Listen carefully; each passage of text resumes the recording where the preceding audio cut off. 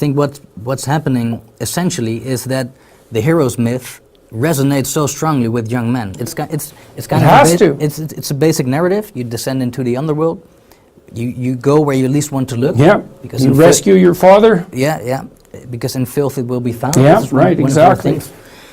And so that which you most need is to be found where you least want to look. Yeah, it's a King Arthur theme. That's right. It's the whole theme of the Holy Grail. That's exactly right. Well, so there's a little story that goes along with that. So King Arthur and his knights are all sitting around a round table, which implies that they're of equal stature, essentially.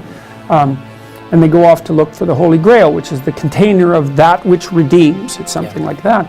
But of course, who the hell knows where to look for the Holy Grail?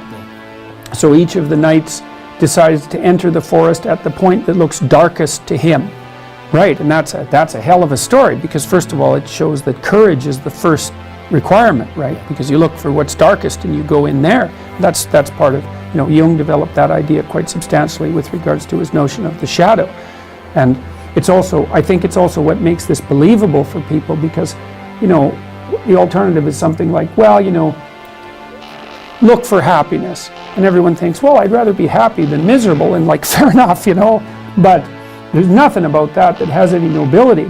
And it's not believable. No one believes that, because everyone knows that life is bounded by tragedy and that malevolence abounds. Everyone knows that. Yeah. So, and you say, so there's that terrible dark dyad of tragedy and evil, and you wave the little flag of happiness in front of it. It's like, no one believes that will work. But then when you tell people, look, you're dark, you're a monster, you really are, but that's actually useful, because you cannot survive the world without being a monster. People think, oh, well, that's interesting. I kind of suspected that I was a monster, and everyone's always said that was bad. It is bad, obviously, but there's something that can be done about it, and there's something that can be transmuted into something good without being inhibited. So you're saying, to be good, I don't have to be a neutered tomcat. To be good, I can be a monster, but I can be like a civilized monster. It's like, yeah, that's what you should aim at. You should be unbelievably dangerous. The more dangerous you are, the better. And then you should control that. Nietzsche pointed out that most of what passes for morality is just obedient cowardice. Yeah. So I'm an obedient coward. Well, no one wants to think that. So they say, well, no, I'm not an obedient coward. I'm a good person because I don't break any rules. It's like, no, you're not. You're an obedient coward, and you're too afraid to break the rules. That doesn't make you good.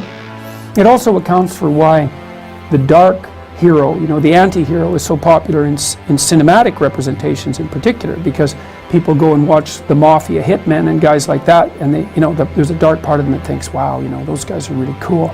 Like movies like Quentin Tarantino's movies, where the hitmen are wisecracking and they're tough and they can handle everything, and you think, well, these guys are psychopathic criminals. Why are people looking up to them? It's because, well, you're not moral if you're just harmless.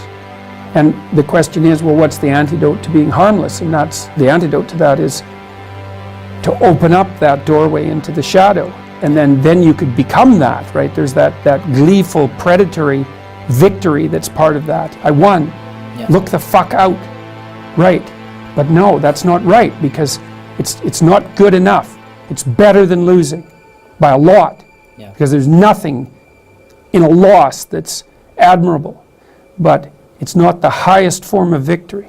And there's no reason not to go for the highest form of victory. And that's peace. Yeah. Right? It's not predatory victory. It's peace. Because anyone with any sense, who has any wisdom, regards peace as the goal. And that isn't the peace that means that I'm so afraid of you that I'm not going to say anything. It's the peace that is that, it's the peace of armed opponents who respect one another. Right? That's real peace.